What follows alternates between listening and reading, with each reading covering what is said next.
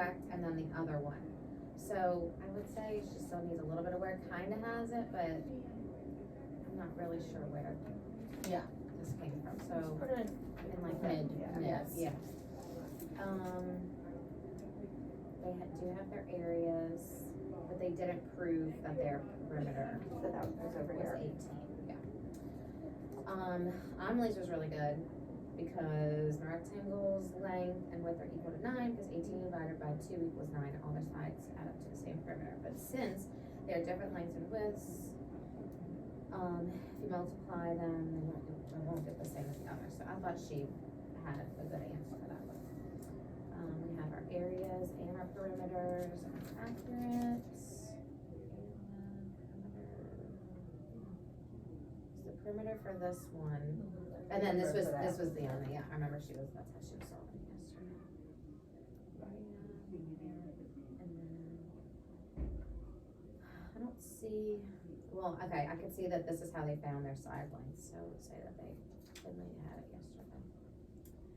He has it, just didn't have square units, but we have talked about that today. Yeah, that's a refinement. Yeah, very easy with this. Ezra's looked good too.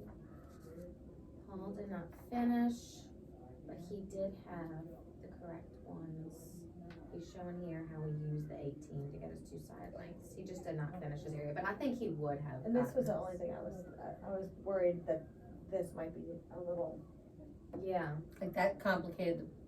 Like he started, maybe he didn't finish because he started getting that. a little lost in his own thinking of it. So that was when I wasn't sure what you know him better, so. I think that's why he didn't finish. Like, I think he realized that didn't seem right because he was probably, being reasonable. But let's just put him over here just because he didn't finish. Second guess himself. Perimeters.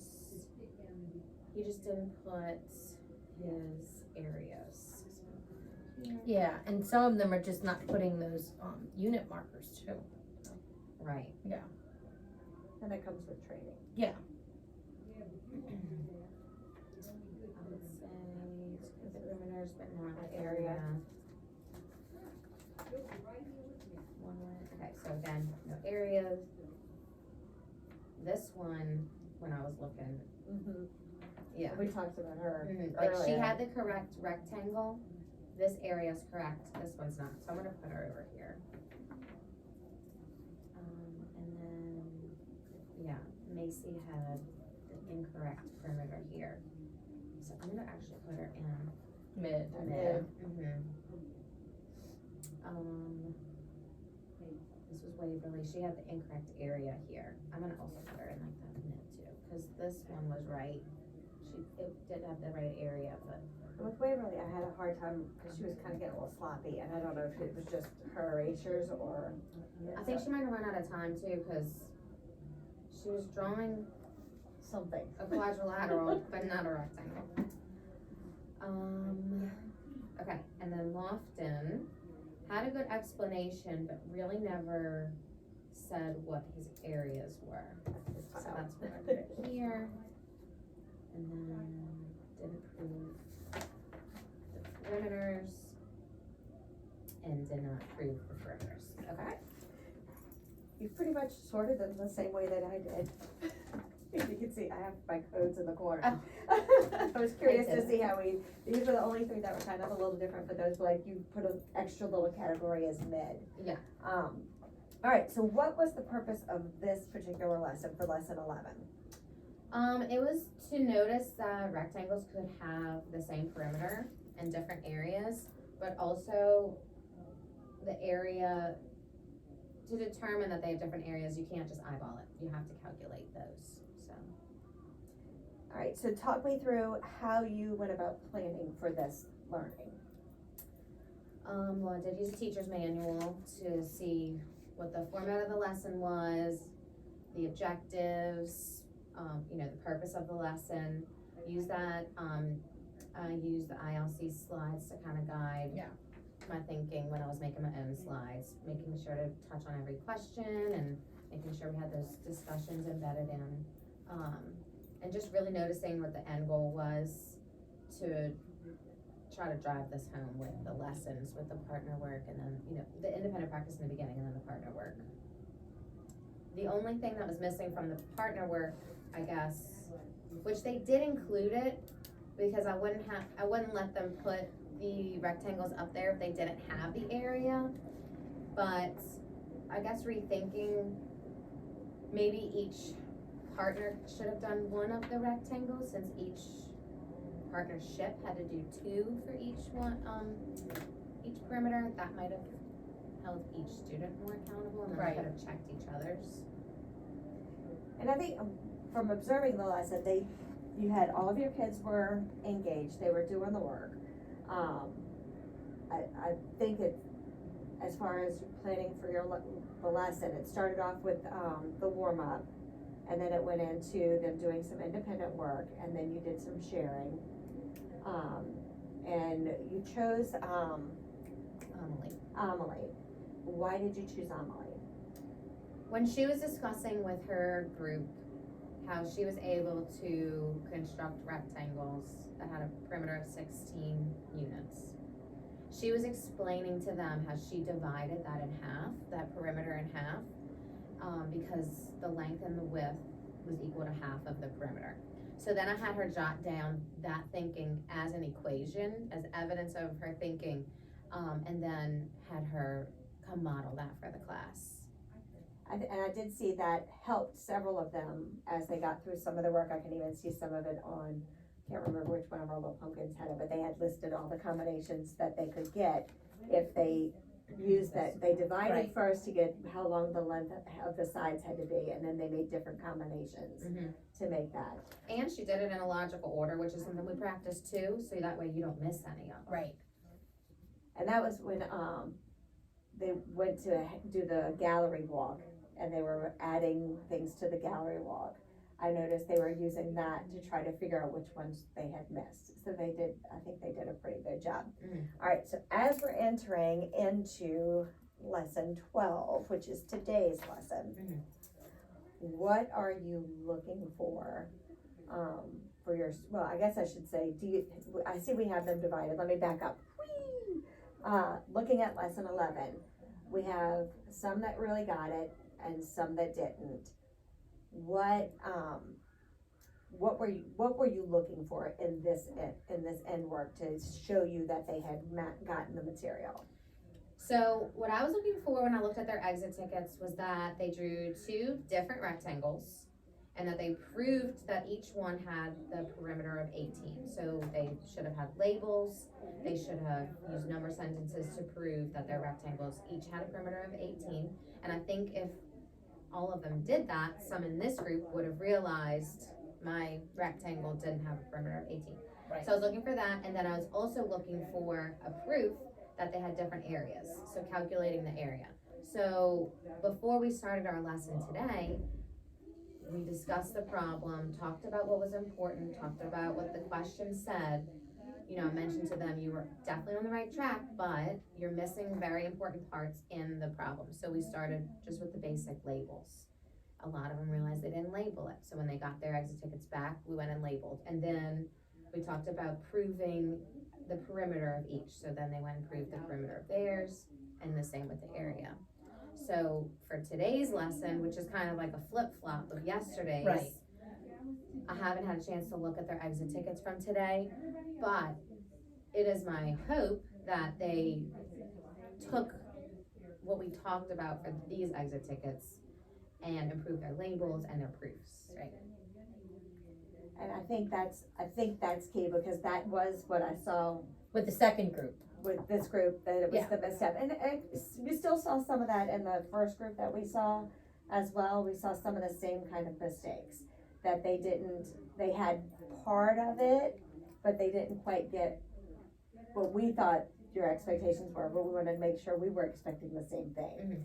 But I think that's really important too, which is when we looked at lesson 12, it clarified what your purpose was for lesson 11. And I think with teaching, that's really important, that if you're just looking at the lesson one at a time and you're not realizing where you're going with it, you know, you wouldn't know where that connection happens. Well, and I think that the sequencing of these lessons, 11 and then 12, so same perimeter yesterday, same area today. I think it's important because there's gonna be so many problems thrown at them where they have to really stop and think about, is this solving for perimeter, is this solving for area, is this solving for both?